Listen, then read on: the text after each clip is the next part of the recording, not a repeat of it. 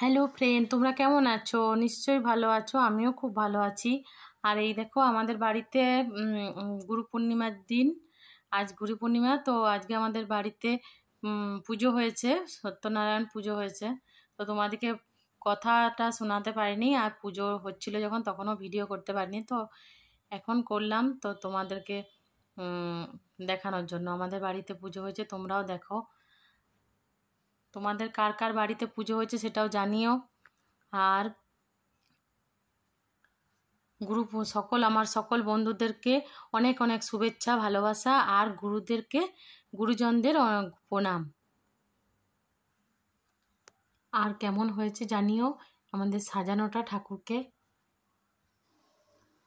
জয় সত্যনারায়ণের জয়।